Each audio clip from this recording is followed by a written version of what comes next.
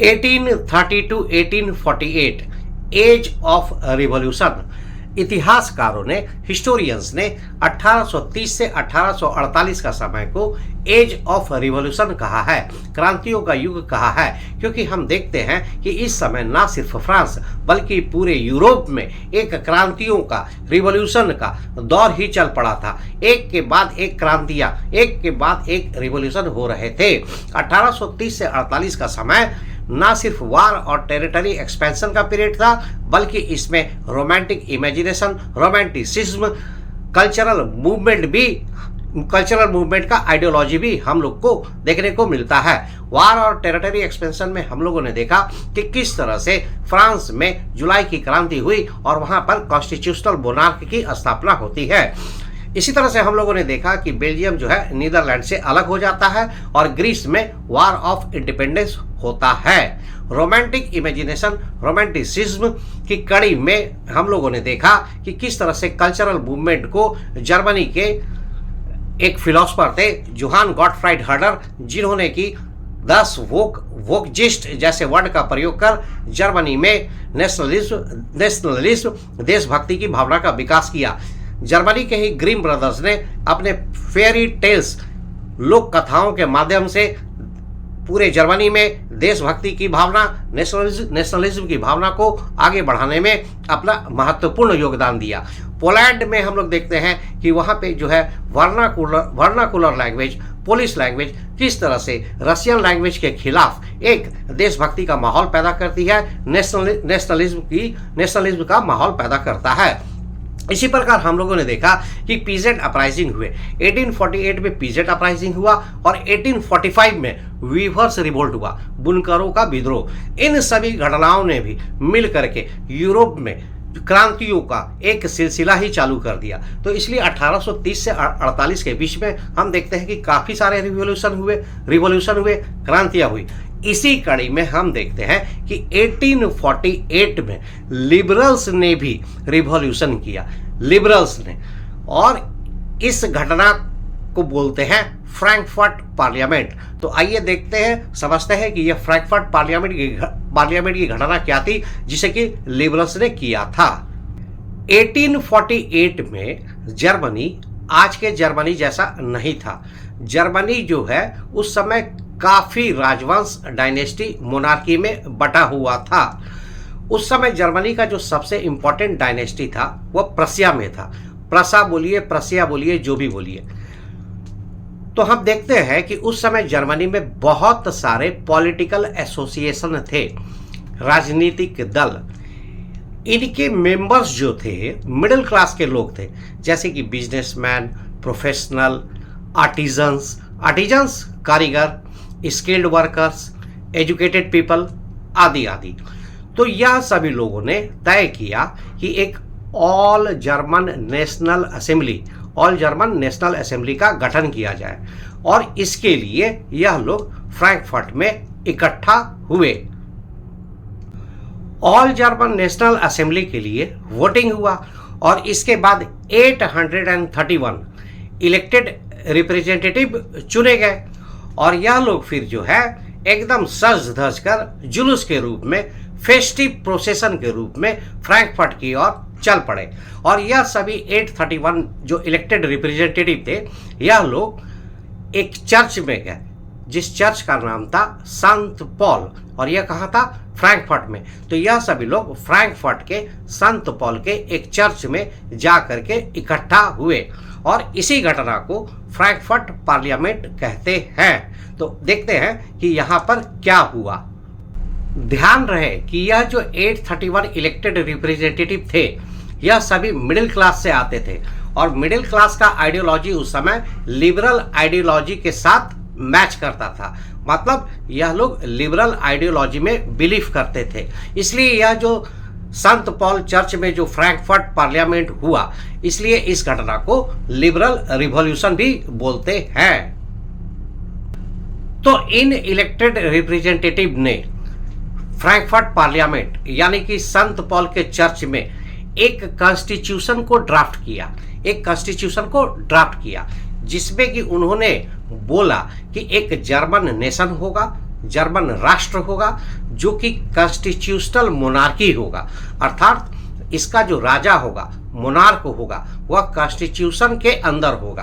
Constitution यानी कि संविधान ही यह तय करेगा कि राजा की कितनी शक्ति होगी, कितनी ताकत होगी, कितना राइट होगा, अधिकार होगा, पावर होगा।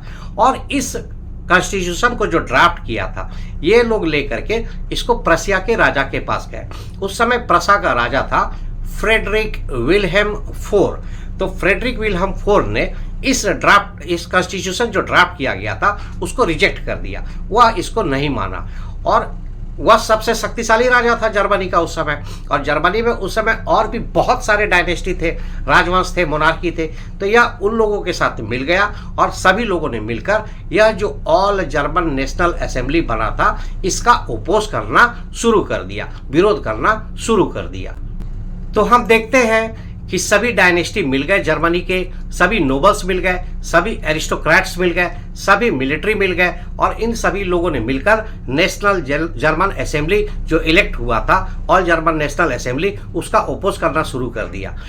अब इन लोगों के पास ऑल नेशनल जर्मन असेंबली के पास तो कोई मिलिट्री था नहीं, पावर था नहीं, तो यह लोग जो है इनसे सके नहीं और ये हार गए। तो दो फैक्टर था जिसके कारण ऑल जर्मन नेशनल असेंबली का पतन हो गया, फॉल हो गया। पहला, इनकी तो ताकत कमजोर थी, इनके पास इतना मिलिट्री पावर नहीं था, जबकि डायनेस्टीज के पास मिलिट्री पावर था, उनके पास ताकत ज़्यादा थी, इसलिए यह इनसे सके नहीं और इनका आराम से सप्रेशन कर दिया गया, इनको दबा दिया गया। दूसरा जो सबसे महत्वपूर्ण कारण था, यह ऑल जर्मन नेशनल असेंबली के जो लोग थे वह मिडिल क्लास से आए थे, तो मिडिल क्लास के रिप्रेजेंटेटिव थे। और मिडिल क्लास में जो है workers, labourers, skilled labour, artisan, कारीगर, यह सब आते थे।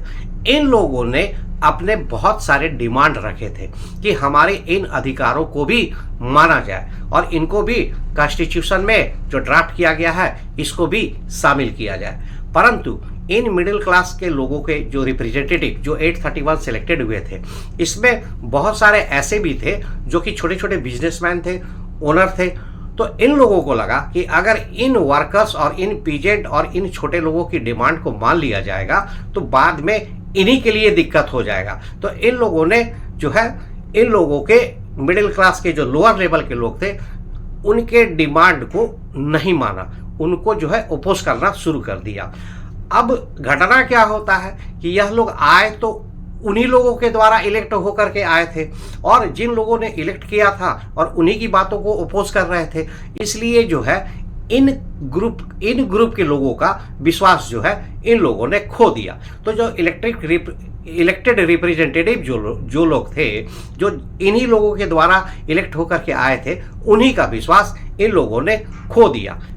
तो हम देखते हैं कि मिलिट्री पावर में कमी होने के कारण और अपने ही लोगों का विश्वास खोने के कारण यह जो ऑल जर्मन नेशनल असेंबली बना था समाप्त हो गया। तो इस फ्रैंकफर्ट पार्लियामेंट का रिजल्ट क्या हुआ? इसको सप्रेस कर दिया गया, इसको दबा दिया गया और इसका पतन हो गया। परंतु इससे क्या फायदा हुआ? इससे दो चीज बहुत महत्वपूर्ण निकल करके आती है। यह एक पहला प्रयास था जब जर्मनी के डिफरेंट पॉलिटिकल ऑर्गेनाइजेशंस ने, एसोसिएशन ने एक जर्मन राष्ट्र की कल्पना की थी, एक जर्मन नेशन की कल्पना की थी। फेलियर हो गए, परंतु एक कॉन्सेप्ट बन गया कि जर्मन नेशन बनाया जा सकता है, जो आगे चलकर हम देखते हैं कि इसी भावना के कारण जर्मनी का यूनिफिकेशन हुआ, इंटीग्रेशन हुआ और जर्मन नेशन बना। तो यह जो फीलिंग थी यह फर्स्ट यही से आई कि एक जर्मन नेशन भी बन सकता है जो कि डिफरेंट एरियाज में बटा हुआ है, प्रशिया और बहुत सारे अदर मोनार्की में, डायनेस्टीज में, राजवंश में। दूसरा इंपॉर्टेंट चीज क्या था? अभी तक हम लोग देख रहे हैं कि वीमेंस को, महिलाओं को वोटिंग राइट नहीं दिया गया था। यह जो ऑल जर्मन नेशनल असेंबली का जो वोटिंग हुआ था, इसमें जो 831 इलेक्टेड रिप्रेजेंटेटिव हुए थे, यहाँ पर भी महिलाओं को, वीमेंस को वोट देने का अधिकार नहीं था।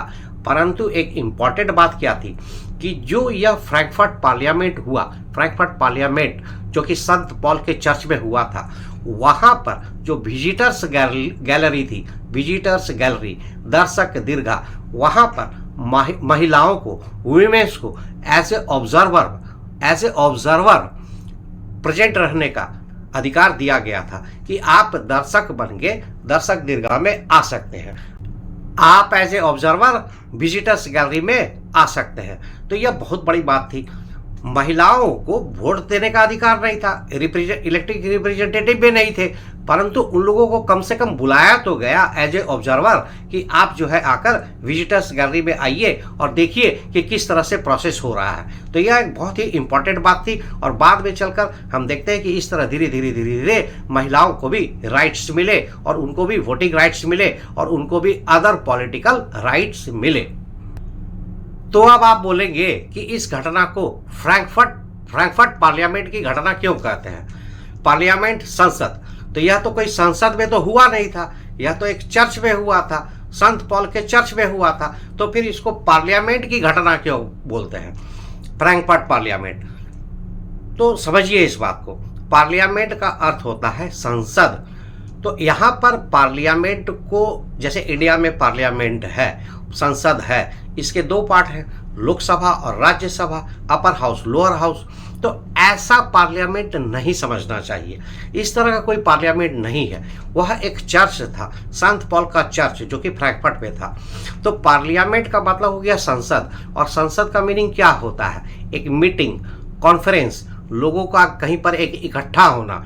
जैसे कि हम लोग बोलते हैं ना कि धार्मिक संसद का आयोजन हो रहा है, धर्म का संसद का आयोजन हो रहा है, मतलब किसी भी धर्म के मानने वाले लोगों का, जो एक ही विचार के हैं या जिस भी धर्म को मानते हैं, धर्म के सभी लोग मिलकर एक जगह मीटिंग करने वाले हैं, विचार विमर्श करने वाले हैं। तो इस तरह की मीटिंग को, इस तरह के सम्मेलन को धर्म संसद बोलते हैं, धार्मिक संसद बोलते हैं। इसी तरह से संत पॉल का जो